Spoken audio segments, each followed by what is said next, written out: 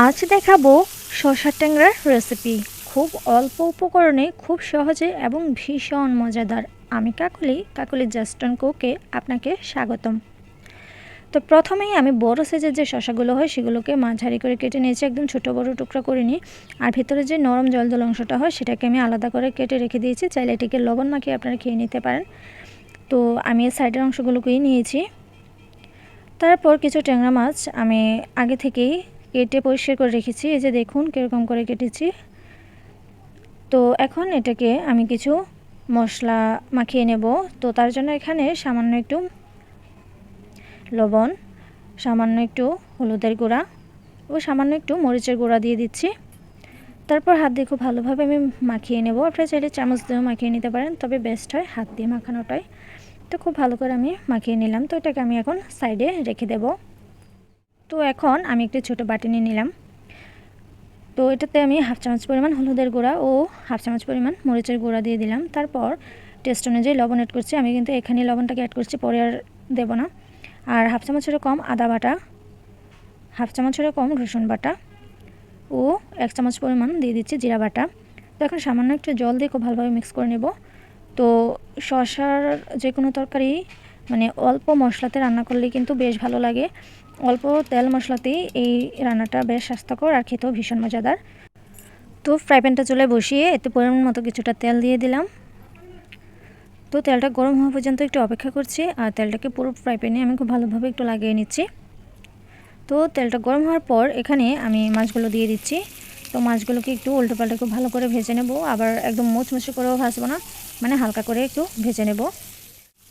তো দেখুন মাছগুলো কিন্তু আমার প্রায় ভাজা হয়ে গেছে। এই যে দেখুন একদম মুচমুচে করেও কিন্তু আমি ভাজিনি, আপনারা দেখেই বুঝতে পারছেন হালকা করে ভেজেছি।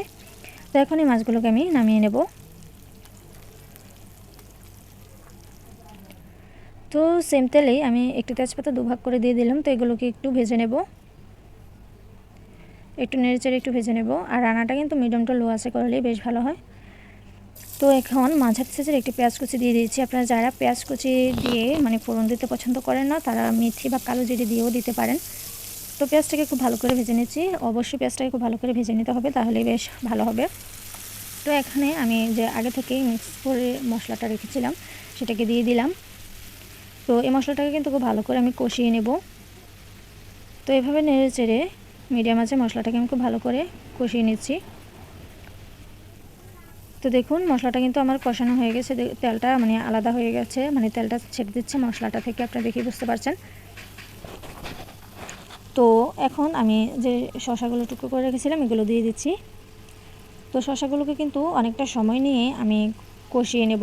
এরকমভাবে কষাবো যেন মানে খুব ভালোভাবে কষানো হয় আর শসাগুলো একদম সেদ্ধ হয়ে যায়, এরকমভাবে কষিয়ে নেব।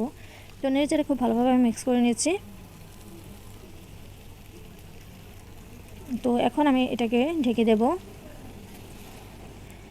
আর রান্নাটা অবশ্যই লো আঁচে করতে হবে, আর এই যে ছিদ্রটা অবশ্যই এটা বন্ধ করে দিতে হবে যদি ঢাকনায় ছিদ্র থাকে। তো কিছুক্ষণ পর দেখুন আমি কিন্তু মাঝে আরও অনেকবার নেড়ে চেড়ে দিয়েছিলাম। তো আপনারা দেখে বুঝতে পারছেন শসাটাও কিন্তু একদম সেদ্ধ হয়ে গেছে আর রান্নাটাও কিন্তু খুব ভালোভাবে কষানো হয়েছে। তো খুব ভালোভাবে নেড়ে চেড়ে নিচ্ছি। তো এই যে দেখুন আপনারা অবশ্যই দেখেই বুঝতে পারছেন যে কত ভালোভাবে শসাগুলো সেদ্ধ হয়ে গেছে। তো এখন আমি এটাতে জল অ্যাড করছি।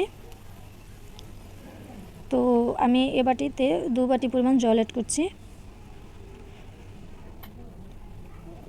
তো প্রথমে আমি অল্প জল অ্যাড করেছি, পরে আমি আরও একটু জল অ্যাড করব। তো এই রান্নাটা সবাই একরকম পছন্দ করে না, কেউ একটু ঝোলঝোল খেতে পছন্দ করে, আবার কেউ একটু মাখা খেতে পছন্দ করে। তো জলটা দেওয়ার পর আমি লাল লাল যে কাঁচা লঙ্কাগুলো হয় সেগুলো দিয়ে ঢাকনা দিয়ে দিয়েছি। আপনারা চাইলে কাঁচা লঙ্কাও দিতে পারেন। তো খুব ভালোভাবে বলক আসার পর দেখুন রান্নার কালারটা কিন্তু অনেকটা চেঞ্জ হয়ে গেছে, দেখতে খুব ভালো লাগছে। তো এখন আমি ট্যাংরা মাছগুলো দিয়ে দিচ্ছি, দিয়ে একটু ভালোভাবে নেড়েচেড়ে নেব। কিছু ধনিয়া পাতা অ্যাড করছি। তো এই মতো অবস্থায় আপনারা লবণটাকে চেক করে নেবেন যে এটাতে লবণের পরিমাণটা ঠিক আছে কি না। যদি ঠিক না থাকে তাহলে অল্প একটু দিয়ে দিবেন। তো ধনিয়া পাতাগুলো দিয়ে আমি অল্প কিছুক্ষণের জন্য ঢেকে দিলাম। তো রান্নাটা কিন্তু আমার একদমই কমপ্লিট। তো এটাকে একটু পরিবেশন করে দেখাচ্ছি। তো বন্ধুরা আপনারা দেখেই বুঝতে পারছেন রান্নাটা কতটা মজাদার হবে। এটা অবশ্যই বাসায় একবার ট্রাই করে দেখবেন। যদি ভালো লেগে থাকে তাহলে লাইক, কমেন্ট এন্ড শেয়ার অবশ্যই করে দেবেন। আর সাবস্ক্রাইব করতে ভুলবেন না। পাশে বেল আইকনটা অবশ্যই অন করে দেবেন। ভালো থাকবেন। Bye bye.